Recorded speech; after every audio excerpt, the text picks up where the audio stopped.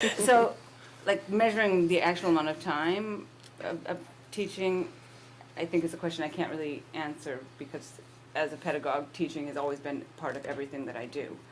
So I'm teaching in my sleep, I'm teaching, right? And that hasn't changed. What changes, I think, is the directionality of how I prepare. So, in the traditional classroom, my prep time was upfront. And now there's something really wonderful about putting the materials out there, letting students kind of filter through some of their thinking about it, and then my prep time is in the back end, where I'm actually responding more directly to their concerns and engagement with the reading in the aftermath. So I do still some of that upfront stuff, and I've got an agenda of lectures that I'll post, and I do post video lectures for them about just a few core ideas, but the long lectures that I used to prepare, I don't do as much in the upfront. I do very much responsive, which makes it a much more interactive form of teaching for me. I think it's the same with me. There's a lot of preparation to set up the course in the front end, to set up Sakai, to think about what I want to show, how much information I'm going to post up front, months and months of preparation, like any new course, especially the new courses, right? And then it's spread out more, I think, as Heidi just said. But it's a lot of time. It's a lot of time. And just like any course, it's a lot of time.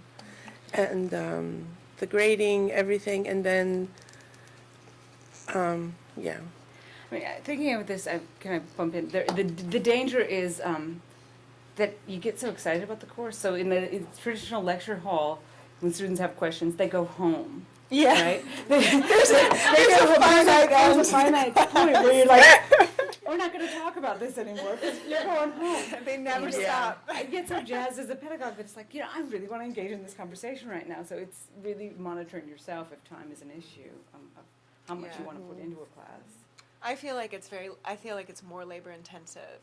I think that once you design the class, then it's much less labor intensive. But in terms of teaching like first time class in person versus teaching a first time class online, I think it's much more labor intensive designing it online.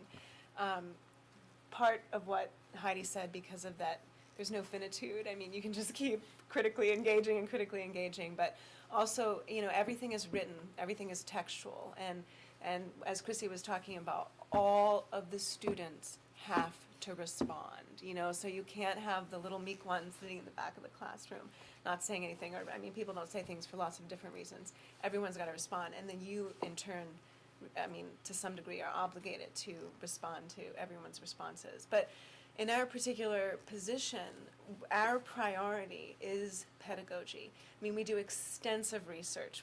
We research as if we were writing an academic article or something, and then we put together classes. So that really gives us a lot of freedom, I think, to just really focus in and perfect these classes as much as we can.